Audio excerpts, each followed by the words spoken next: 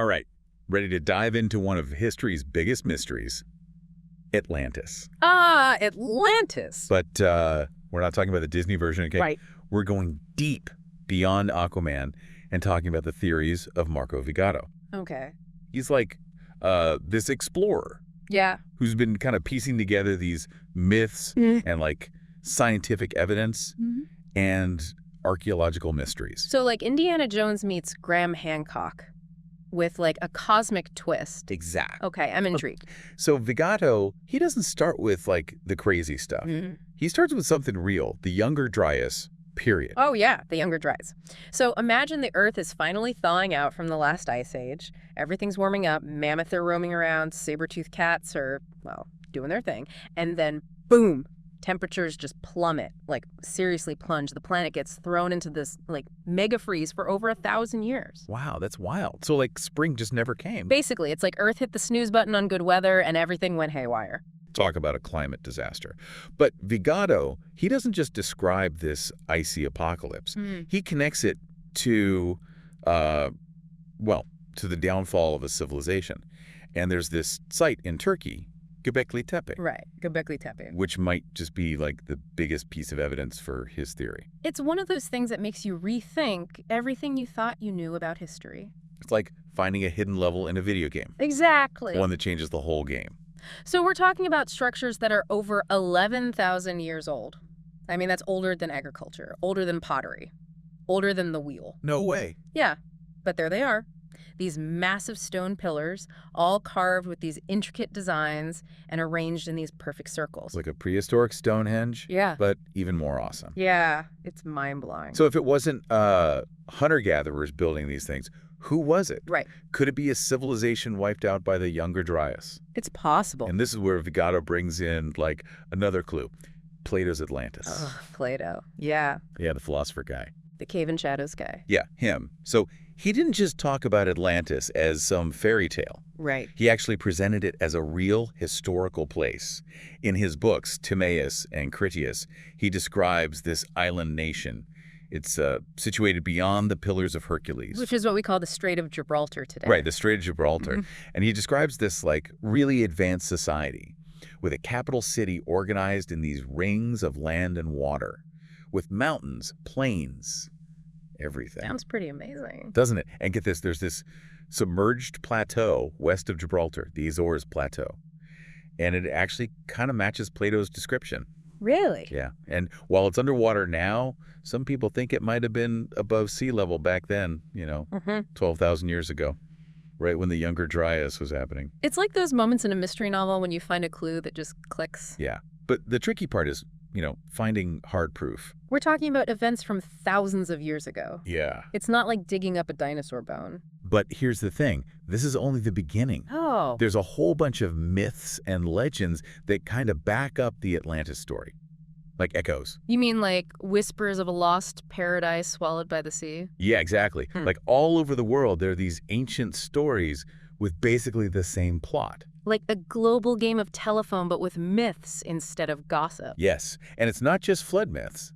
Vigato, he even brings in the Mesoamerican legends about Quetzalcoatl. Quetzalcoatl. Yeah, the feathered serpent god. Oh, right. He was a big deal. He represented, like, wisdom and civilization and agriculture, and he came from the East, had a beard, which was rare there, brought advanced knowledge, and then poof, he vanished. Like a divine Gandalf, but without the fireworks. Exactly. And what's really interesting is that he came from the East, where Atlantis was supposed to be, according to Plato. Could he be a survivor? Someone who escaped and brought knowledge from Atlantis to the New World? Whoa. Now that would be a movie-worthy twist.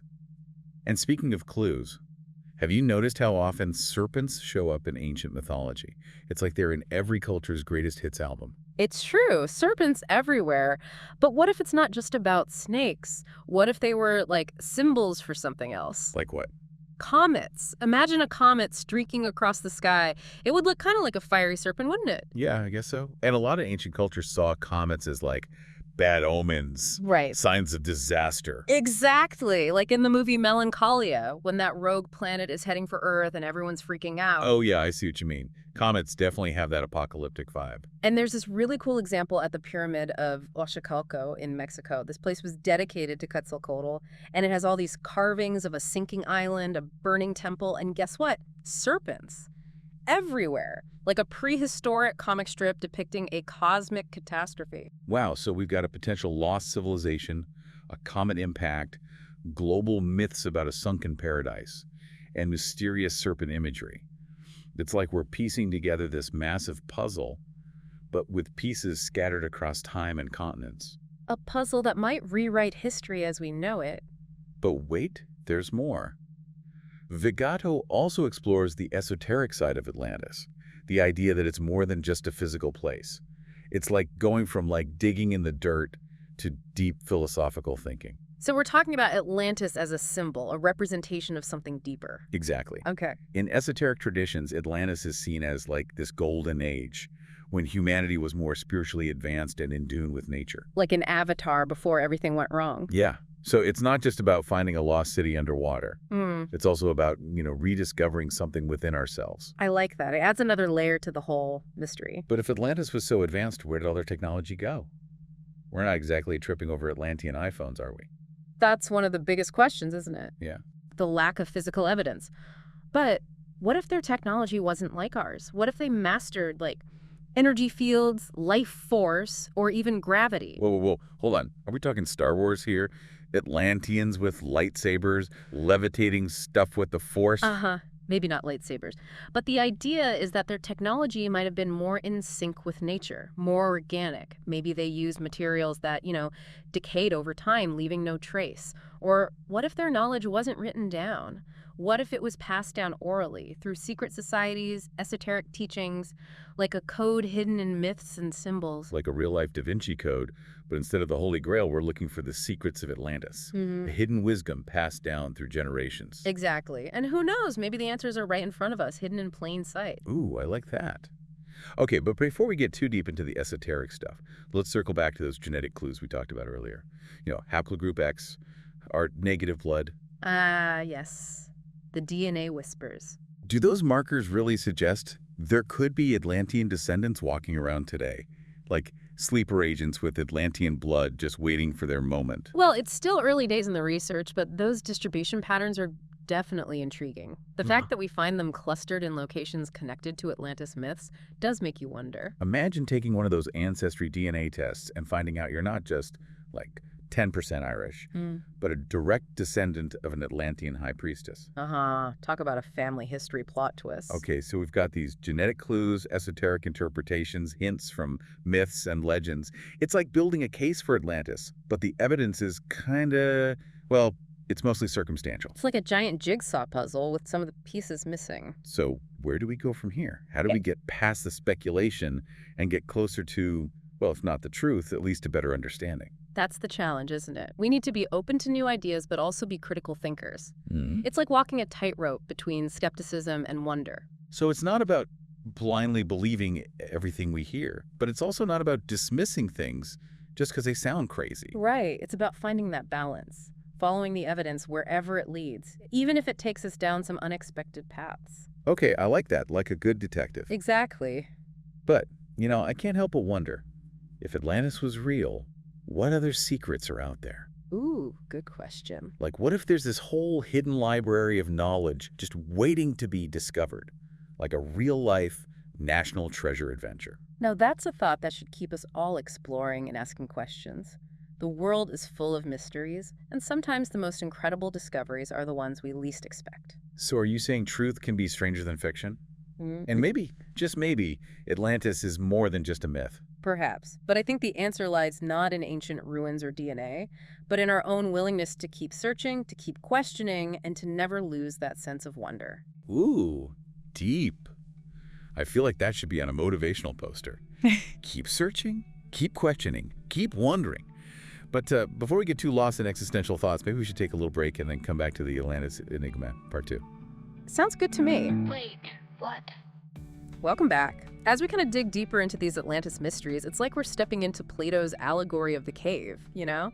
Okay, I'm liking this philosophical approach. So we're all in this cave, staring at shadows, trying to figure out Atlantis.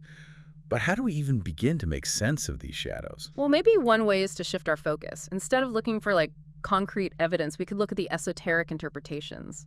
Remember, in those traditions, Atlantis isn't just a physical location. It's a state of being, a symbol of human potential, and the cyclical nature of civilization. So that saying, history doesn't repeat itself, but it rhymes.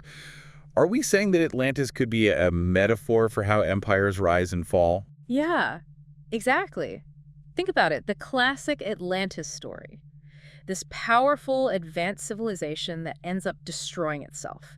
It's like a story that's been told over and over throughout history. It's about getting too big for your britches. Right. About the dangers of like getting obsessed with wealth and technology and forgetting about the bigger picture. Yeah, exactly. It's like that scene in Jurassic Park where Jeff Goldblum's character is warning everyone. You know, your scientists were so preoccupied with whether or not they could that they didn't stop to think if they should. Haha, classic Ian Malcolm. So it's not just about building fancy gadgets. Right. It's about understanding what those gadgets mean, you know, the consequences of our choices. But if Atlantis was so technologically advanced, where's the proof? Yeah, where are the Atlantean iPhones? Exactly. That's where things get interesting. Some esoteric traditions suggest that Atlantean technology might have worked differently than ours. Okay. What if instead of machines and gadgets they were masters of, like energy, life force, maybe even gravity? Whoa, hold on. Now we're talking Star Wars. Are we picturing Atlanteans with lightsabers, levitating stuff? Haha. Maybe not lightsabers. But the idea is that their tech was more aligned with nature. What if they used organic materials that just, you know, decayed over time? Or maybe their knowledge wasn't even written down. Maybe it was passed down orally through secret societies, like a hidden code embedded in myths and symbols. So like a real-life Da Vinci Code, but instead of searching for the Holy Grail, we're decoding the secrets of Atlantis. Exactly. And who knows, maybe those answers are right there in front of us, hidden in ancient texts or art. Or even, like you said earlier, our DNA. Speaking of DNA, let's get back to those genetic clues. Right. Haplogroup X, Rh-negative blood. Do these really suggest that people alive today could have Atlantean ancestry? It's definitely still a mystery, but the way those markers are spread out geographically does raise questions. The fact that we find them clustered in places connected to Atlantis myths, it's peculiar. Imagine those ancestry DNA kits. You spit in a tube and find out you're not just 10% Irish, but a descendant of an Atlantean high priestess. Aha! What a family reunion that would be. But even if we don't find direct descendants, the idea that genetic markers could help us uncover hidden parts of history, it's pretty exciting. It's like a whole new way of looking at the past. Exactly. Okay, so we've got these genetic clues, the esoteric interpretations, and all these hints from myths and legends. But, you know, it still feels like we're building a case on circumstantial evidence. It's true. There's no definitive proof, but I think that's part of what makes the Atlantis enigma so fascinating. So where do we go from here? How do we go from speculation to actual answers? Well, I think the key is to approach it all with an open mind, but also a critical eye. We need to be willing to consider new ideas, but also demand evidence. So it's about walking that line between being skeptical and being open to the possibility that, you know, maybe, just maybe, something incredible happened. Yes, it's about following the evidence wherever it leads, even if it seems impossible. Okay, I like that. But part of me still wonders, what if Atlantis was real? What else is out there, waiting to be discovered? That's a question that should keep us all exploring and asking questions. The world is a big, mysterious place. So what you're saying is, the truth might be even stranger than fiction. Perhaps. But ultimately, I think the answer to the Atlantis question lies in our own willingness to keep searching and keep that sense of curiosity alive. Oh, that's good. That's really good. But before we get too philosophical, maybe we should take a break and then come back for the final part of our Atlantis deep dive. Wait, what? All right, welcome back to our Atlantis adventure. We've gone through all these myths, the science, the esoteric stuff, but I think, the biggest question remains, did Atlantis really exist? Or is it just a good story? Yeah, that's the question, isn't it? And the truth is, there's no easy answer. We've got all these clues, Plato's descriptions, the Younger Dryas event, Göbekli Tepe, flood myths from all over the world, even those strange genetic markers. But do they add up to a real lost city? That's still a debate. So it's like we're trying to solve a mystery, Yeah. but some of the pages are ripped out of the book. Yeah, exactly. But that's part of what makes the whole thing so fascinating. It forces us to really think, to weigh the evidence, to be open to different ideas, and maybe even be okay with not having all the answers. It reminds me of that Sherlock Holmes quote, once you eliminate the impossible, whatever remains, no matter how improbable, must be the truth. Yeah. But with Atlantis, it's like, what's impossible? Yeah. And what's just really, really unlikely. Right, and that's the beauty of these ancient mysteries. They challenge us, they make us rethink what we thought we knew, and they remind us that there's still so much out there that we don't understand. Okay, so maybe the search for Atlantis isn't really about finding a city at the bottom of the ocean. Maybe it's more about the journey, learning about history, about ourselves, and about all the mysteries the world still holds. I think that's a great way to look at it. The search for Atlantis, whether it leads us to an actual city or not, can teach us so much. It can make us more curious, more open-minded, more connected to the bigger picture. It's like that saying, the real voyage of discovery consists not in seeking new landscapes, but in having new eyes. Atlantis, real or myth, gives us a new way of seeing things. I like that. It's about looking at the world with fresh eyes. And who knows, maybe the most valuable things we discover on this journey aren't physical things, but new ideas, new perspectives. Well said. It's about staying curious, questioning what we think we know. And it's okay to be amazed by the possibilities. It's like that scene in The Matrix, when Morpheus offers Neo the red pill and the blue pill. The choice between truth, even if it's hard to handle, or blissful ignorance. Exploring the Atlantis mystery is like taking the red pill. It opens up a whole new world. And even though we might never really know for sure about Atlantis, the search itself can be life-changing. It teaches us to be humble, to accept that we don't have all the answers, and to be okay with the mystery. So you're saying that the real legacy of Atlantis, whether it was a real place or just a powerful story, is that it makes us think, makes us question, makes us want to explore. Exactly. It's about that deep human need to understand the world around us and to find our place in it. Well, I think it's time for us to surface from this deep dive into the mysteries of Atlantis. We've explored the myths, the science, the possibilities, but the enigma remains. And maybe that's okay. Maybe it's a reminder that the world is full of amazing things, and that the journey of discovery is just as important as the destination. Well said. It's been a pleasure exploring with you. And with you, dear listeners. We hope this deep dive has sparked your curiosity, made you think about things in a new way, and maybe even inspired you to go on your own adventures. Keep searching, keep questioning, and most importantly, never lose that sense of wonder. Until next time. Wait, what?